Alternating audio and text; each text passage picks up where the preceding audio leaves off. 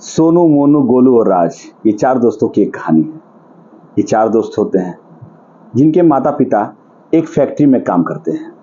उस फैक्ट्री में अलग अलग जगह से इन चारों के माता पिता आए होते हैं। क्योंकि फैक्ट्री एक होती है, इसलिए फैक्ट्री के ग्राउंड में ही जो स्कूल होता है वहाँ सोनू, मोनू, गोलू और राज की शिक्षा दीक्षा होती है। अभी छोटे क्लास में ही होते हैं, तभी उनको पता चलता है कि कुछ दिनों में फैक्ट्रियाँ बंद होने वाली हैं। फैक्ट्री में काम नहीं मिलेगा तो फिर उनके गार्जियन को अपने अपने जगह जाना पड़ेगा। फिर भी उनके गार्जियन कुछ दिन तक वहाँ समय बिताते हैं ताकि उनकी कुछ हाई स्कूल की परीक्षाएं कंप्लीट हो जाएं। फिर अपने बच्चों को लेकर वो अपने गांव, अपने शहर या फिर जहाँ रहते हो वहाँ वापस जाएंगे। ये बात सोनू, मोनू, गोलू और राज को पता चलती है। आखिरी दिन पेपर का होता है, वो अपने हाई स्कूल की परीक्षा दे करके वापस आते हैं। वहाँ स्कूल के बगल में ही एक चाय की दुकान होती है जहाँ वो अक्सर आकर चाय पिया करते हैं।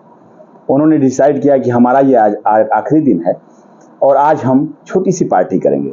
जैसे तैसे करके अरेंज करके वो 100 रुपये जुटाते हैं और 100 रुपये में एक छोटी सी पार्टी अरेंज करते हैं। पार्टी होती है, चाय पीते हैं, जो भी खाना होता है खाते हैं और वो पैसा देते हैं।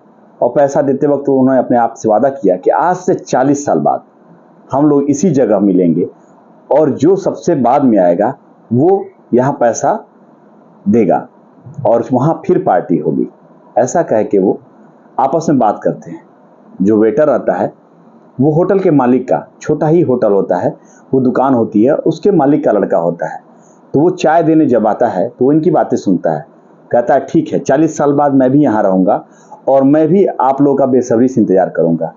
उन्होंने कहा ठीक है, 40 साल बाद जो सबसे देर आएगा, 1 जनवरी डेट डाली जाती है कि 1 जनवरी को हम लोग को मिलना है और जो 40 साल बाद सबसे देर में पहुंचेगा, सबसे लेट आएगा, वो सारा बिल पेमेंट करेगा। सभी मुस्कुराते हैं, एक दूसरे से गले मिलते हैं और विदा कर लेते हैं अपने आप को। वो निकलते हैं अपने अपने गंतव्य के लिए, जहाँ जहाँ के वो होते हैं। कुछ लोग अलग जॉब के चक्कर में निकलते हैं, अपने पेरेंट्स के साथ, अपने माता पिता के साथ बच्चे भी निकल जाते हैं। दुखदायी समय होता है, दुख होता है, फिर भी 40 साल बाद उन्हें एक बहुत बड़ा अंदर से उम्मीद होता है कि हम मिलेंगे और पता नहीं लाइफ कैसी होगी, कैसा समय होगा। उस उत्सुकता के साथ वो विदा होते हैं। 40 साल बाद उस होटल की तरफ एक आदमी बढ़ता है जिसका नाम मोनू होता है। आता है, जैसे ही आता है वेटर उनको पहचान लेता है, क्योंकि मिले जुले एक उम्र के होते हैं, सभी जानते हैं।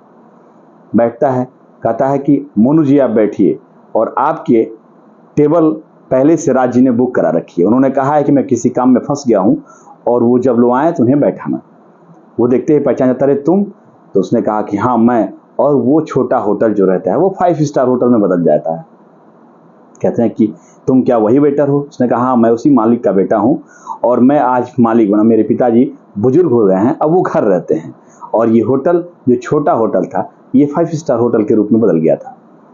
वो टेबल पर बैठता है, सोनू का इंतजार होने लगता है। थोड़ी देर बाद सोनू आता है, सोनू को भी वही बताता है कि आप लोग बैठिए। दोनों बैठते हैं, मिलते हैं। तब तक अभी राज सर आने वाले हैं, उन्होंने ऐसा बोला है। थोड़ी देर बाद आते हैं तीसरे दोस्त उनके। तीसरे दोस्त पहुंचते हैं, वो सोचते हैं कि भाई चौथा अभी आया नहीं, राज के आने में इतनी देर हो गई, इसका मतलब पार्टी का जो बिल आएगा उसका पेमेंट राज को ही करना पड़ेगा। अब गोलू भी बैठ जाता है, तीनों गप्पे लड़ाने लगते हैं, बातें करने लगते हैं अपने पुराने दिनों की और अपने अपने संघर्षों की बात करते हैं कि कैसे कैसे लाइफ चल रही है, आगे कैसे कैसे हम लोग की लाइफ आगे बढ़ेगी। सारी प्लानिंग होने लगती है। बहुत देर बीत जाता है, फिर कोई नहीं आता। वेटर आता है, बताता है कि राज सर ने बताया है कि आप तीनों लोग पार्टी शुरू करिए, वो आ ही रहे हैं। ऐसा होता है तो सोचते हैं ठीक है, कहीं फंस गया हुआ किसी काम से, चलो तब तक कुछ शुरू करते हैं। पार्टी शुरू होती है, जो भी अपना खाना पीना होता है लोग मंगाते हैं और सोनू, मोनू, गोलू ये तीनों पार्टी करने लगते हैं।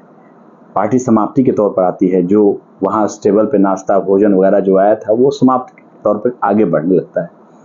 वो इंतजार करने लगता है, कब तक इंतजार करें।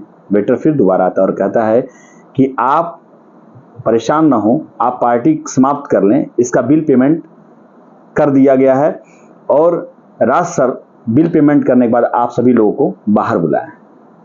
बड़े हताश हो जाते हैं सब, क्या बात है, पार्टी अंदर हो रही है, इतने सालों बाद हम लोग मिले हैं, इतनी उत्सुकता है कि हम आपस में मिले, बैठे बात करें, पार्टी में नहीं आया, इतनी देर बाद इंतजार किया फिर भी नहीं आया। वो इस सोच से संकुचित होकर बाहर निकलते हैं। गेट के बाहर जाते हैं तो एक एम्बेसडर खड़ी रहती है जिस पे लाल बत्ती लगी होती है। वो देखते हैं उसमें एक छोटा बच्चा जो उनके बच्चे के बराबर होता है, वो आता है और इन तीनों लोग का पैर छूता है और कहता है कि मैं राज सर का लड़का हूँ और अभी पिछले महीने मेरे पिताजी इस दुनिया में नहीं रहे, पर उन्होंने आपके वादे को मुझे बताया और उन्होंने कहा कि तुम बिना बताए उनकी पार्टी कंप्लीट कराना, ताकि मेरे दोस्त मेरे नहीं आने से उदास ना हो, और पार्टी कंप्लीट करने के बाद उन्हें बताना कि मैं इस दुनिया में नहीं हूँ। इसलिए मैं उनका बेटा हूँ और उन्होंने मेहनत से मुझे पढ़ाई लिखा, आज मैं कलेक्टर के पद पे हूँ और मैं चाहता था कि ये पार्टी कंप्लीट हो ताकि उनकी यादें और अच्छी हो और वो आपकी यादों के बहाने आपके साथ के मिलने से उनकी आत्मा को शांति मिले। दोस्तों, बात बहुत छोटी सी है, कहानी का सार सिर्फ इतना सा है कि प्रेम में आप अपने संबंधों को इतना धूमिल ना होने दें कि कोई स्थान आपके प्रेम का ले पाए। प्रेम से बड़ा कुछ भी नहीं है। अपने संबंधों को मजबूत बना के रखें। कल पता नहीं आप रहें, हम रहें, ना रहें, पर यादें अच्छी होनी चाहिए। उस दोस्त की तरह अपने जीवन में ऐसा दोस्त अगर आपके पास है तो उसे अपने जीवन में प्राथमिकता दीजिए, उसके प्रेम को समझिए। आपके जीवन का सबसे बड़ा सुख इसी में है। धन्यवाद।